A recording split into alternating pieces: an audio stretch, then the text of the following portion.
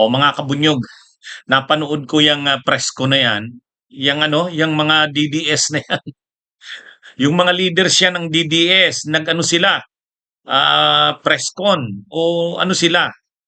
Siyempre, ang nag-cover lang naman ng presko nila, yung mga vloggers din na pro-DDS. Pero natatawa ako kasi naiiyak na sila, galit na. Eh? Kumbaga, iba na yung kanilang mga sinasabi, mga kabunyog. Ah, Pinapanawagan na nila kay Sara, pamunuan na daw kasi sila ni Sara. Kasi hindi daw nagtatagumpay yung pinapanawagan nilang people power dahil hindi naman si Sara yung nananawagan at nagli-lead sa kanila. Kaya dapat si Sara na daw. Hmm? Ano yan mga kabunyog? Sabi ko, matindi tong mga DDS na to. Desperado na talaga eh.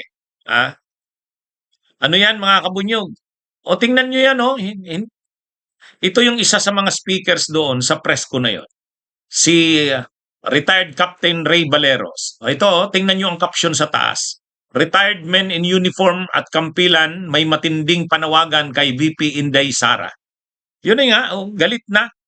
Bakit daw kasi si Sara Duterte hindi pa rin daw sila pinapamunuan? Ah? Hindi naman daw magtatagumpay ang kanilang panawagan, people power man yan, kudeta man yan, withdrawal of military support, kung hindi daw si Sara ang mamumuno. Nakakatawa, no? Nakakatawa mga kabunyog itong mga DDS na to eh. O ito mga kabunyog, itong topic ko ngayon, ah, um, tungkol ito dito sa mga DDS na ang iba umiiyak na, ang iba lumuluhod na, ang iba humihiga na sa ano, ha? Ang iba humihiga na sa kalsada. Hmm? Ibang klase. Ayan oh, tingnan niyo mga kabunyog. Oh. Ayan oh, mga DDS 'yan. Oh, nung rally yan sa ah, nung rally yan noong June 12, oh, tingnan niyo oh. Grabe ano. Talagang desperate. Yung nasa kaliwa na yan, alam nyo yan, retired colonel yan. DDS yan, si Colonel Mitran. Yung talagang lumuhod na siya. Sabi niya, maawa na kayo. Mga kababayan, suportahan na ninyo kami. Oh, yan. Kita nyo? Matindi. Matindi. Oh, yung nasa kanan naman, yan yung babaeng umiiyak doon. Sa ano, mayroon silang linagay na kabaong doon sa may Senado. Hmm? Tapos sabi niya, dapat daw talaga maging presidente si Sara. Tapos si Marcos daw mag-resign na. Yun, umiiyak na siya. Umiiyak na. Matindi. Matindi ang ginagawa niyan mga kabunyog. Kaya sari-sari na yung mga ginagawa. Mga weirdo na oh. Yang babae naman sa gitna, yan, nakikita nyo, nakaluhod sa gitna ng kalsada. Hindi, humigaya ng ganyan oh. Humigaya ng ganyan. Ay grabe. Ibang klase na mga kabunyog. Anong masasabi nyo dyan? Hindi po yan ano hindi po yan, hindi ko po yan ano lang, gawa-gawa lang. Talagang totoo yan. Ano yan? Yang tatlo na yan na pictures, nung June 12 yan, araw ng kalayaan. Itong kaliwa at kanan na yan, dun yan sa Senado, may programa sila dun. Ay kasi nanawagan sila ng ilang daang libo daw na magrarally doon sa Senado. People power na nga eh. Ang problema, dumating, ano lang yata yan? 150 lang yata. Ha? Tapos mayroon pang supporter ng DDS, pumasok na doon sa kabaong para maging realistic daw yung kanilang tay na daw ang demokrasya. Yun yung kanilang niyan mga kabunyog ha. Tama po kayo. Tuloy lumalabas parang kulto na eh. Parang kulto na. Ha? Grabe yung nila, panawagan. Talagang umiiyak, lumuluhod, humihiga, yang babae na yan na nasa gitna, yung nakaganyan, yung nakaitim, humiga yan. Humiga yan sa kalsada. Ano yan? Ano yan mga kabunyog, wala kasi akong video eh, pero humiga yan. O, yung nasa kanan naman na babae, ano yan, talagang ano, grabe ang ano niya. Parang, ano na yan, umiiyak, nananawagan sa Panginoon na ano na daw, pababain na sa pwesto si PBBM. Ah, yan yung ano, yan yung kanilang mga ginagawa. Yan nasa kaliwa, retired colonel yan, si Metran, lumuhod na. Nagmamakaawa na sa mga tao, samahan na daw sila. Grabe kasi yung kanilang ah, frustrations kasi nga wala namang taong sumasama eh. Sila-sila lang. Nakailang araw na silang rally doon sa Luneta, tapos sa ano sa Senado. Ang inaasahan nila noong araw ng kalayaan, marami dadagsa ang tao. Sabi nga nila, pupunta daw sila Alan Cayetano, sila Marcoleta, yung mga pro-Duterteng senador, sasamahan daw sila. Ay wala namang nangyari. Walang nangyari. Kaya grabe, nakakaawa na nakakatawa na itong mga DDS na ito. Ano na yan ang paano nila sabi nila maawa na daw ang taong bayan, sumama na sa kanila. Yan yung speech niya ni retired Colonel Mitran. Kaya grabe. Ha? Oh. Ngayon mga kabunyog, sa presscon, nag-presscon sila yung mga leaders ng DDS. Ayan Ano rin yan, bagong presscon yan. Pinanood ko yung presscon na yan, mga kabunyog.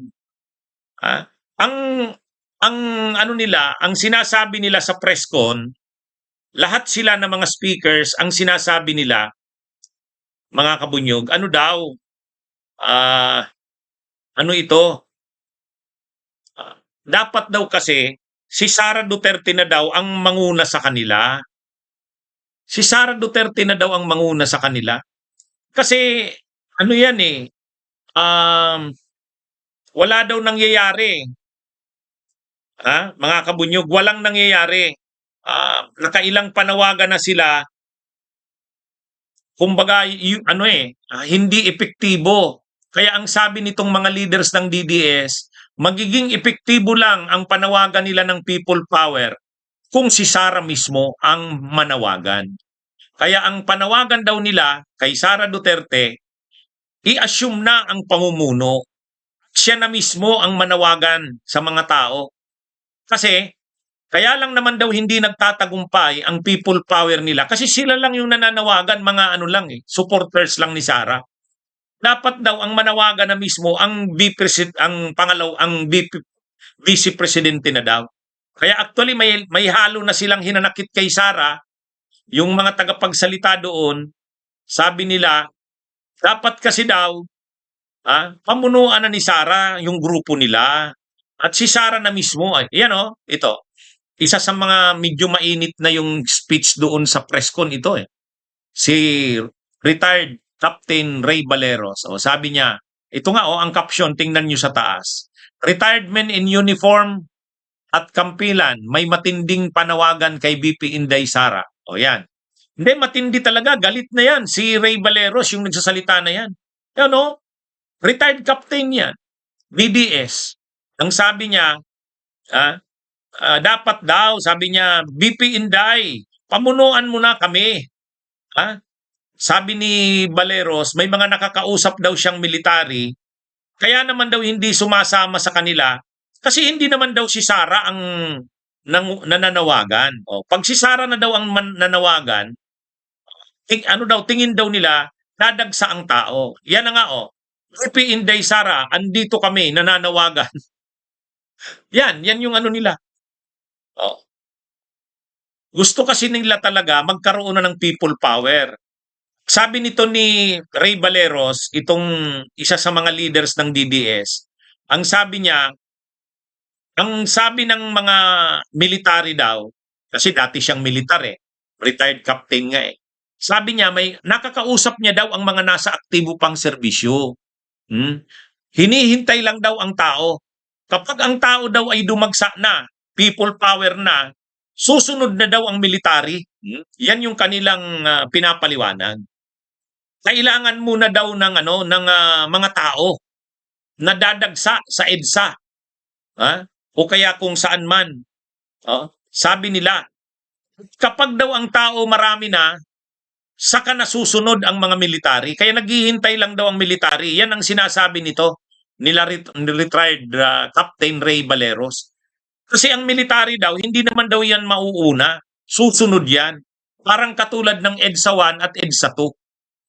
Kaya lang, ang sabi nila, ang tao naman daw, hindi naman daw yan gagalaw, dadagsa, kung hindi mismo si Sara ang manguna.